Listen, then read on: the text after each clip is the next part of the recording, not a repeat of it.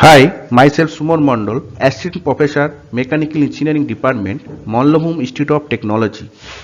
Now I will discuss about life and failure of cutting tools because nowadays cutting tools or tool tips are hardly allowed to fail by the extremely harmful, rapid and random failure through the mechanical breakage or bulk plastic deformation of cutting tools.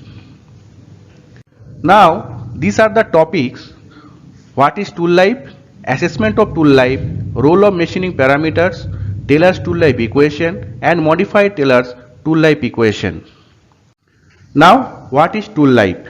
Tool life is generally defined by the span of actual uninterrupted machining time through the tool or tool tip, desired service and satisfactory performance, and after which that tool needs to replacement or regrinding or indexing.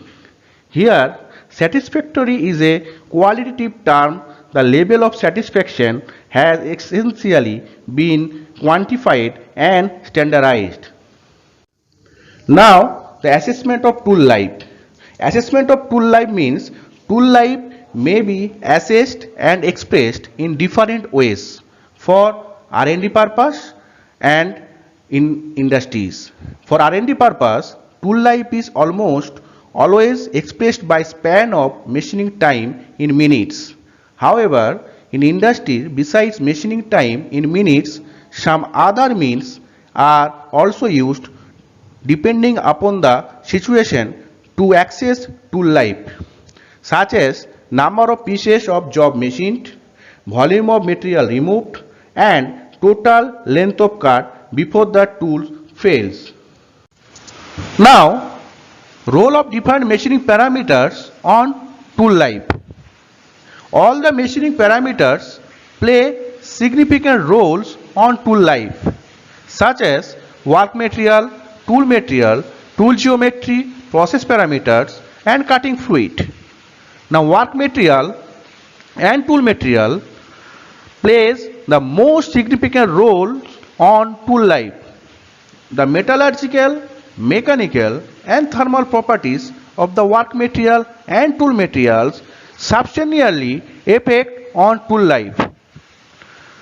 For tool geometry, we have to proper selection of primary geometrical features like rake angle, clearance angles, inclination angle, and cutting angle, as well as nose radius.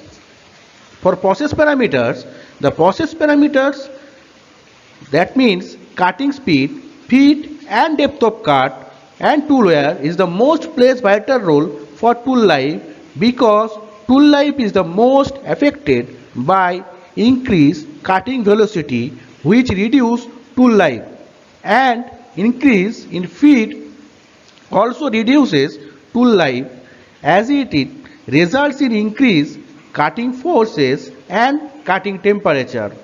For cutting fluid, a proper selection and method of application of cutting fluid can raise tool life. Now, Taylor's tool life equation. Taylor's tool life equation is simple but very important and useful equation. What is Taylor's tool life equation? Taylor's tool life equation is V into T to the power n is equal to C, where V is the cutting velocity, T is the tool life, n is the Taylor's exponent, and C is the Taylor's constant. The values of the Taylor's constants n and C depend upon the work material and tool material, and the maximum permissible value of tool wear, and the type and the method of application of cutting fluid, and the level of feed and depth of cut to some extent.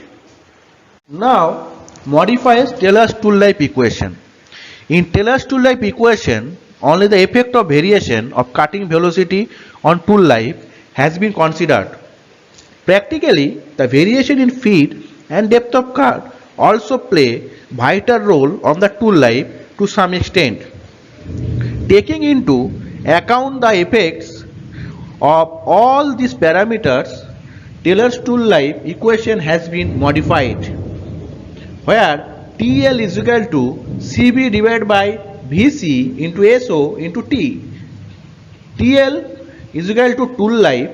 CB is a constant depending mainly upon the tool work materials. SO is equal to feet. T is depth of cut and XYZ are exponents or tool life exponent. Now the major causes and modes of failure of cutting tools. Generally cutting tools fails by mechanical breakage, rapid dulling and gradual wear. Mechanical breakage means due to excessive forces and certain shocks, and rapid dulling by plastic deformation due to intensive stresses and the temperature, and gradual wear of the cutting tool as it flanks and wreck surfaces. Now the condition or designing criteria for tool failure. There are two types of criteria. One is R&D laboratories and another is machining industries. For R&D laboratories, tool breakage of the tool or tool tips and the massive fracture at the cutting edge and the average wear or flank or crater wear reaches its specified limits and excessive increase in the cutting forces or vibration. For machining industry, excessive current or power consumption, excessive vibration or abnormal sound and the total breakage of the cutting tool and the dimensional deviation the beyond tolerance, and also the adverse the chip formation is the most important, and the rapid of surface finish. Now the optimum cutting speeds. Optimum cutting speed means if cutting speed increases, we know that MRR, that means metal removal rate, increases, but tool life rapidly reduces. On the other hand, if cutting speeds are low, metal removal rate decreases but tool life increases.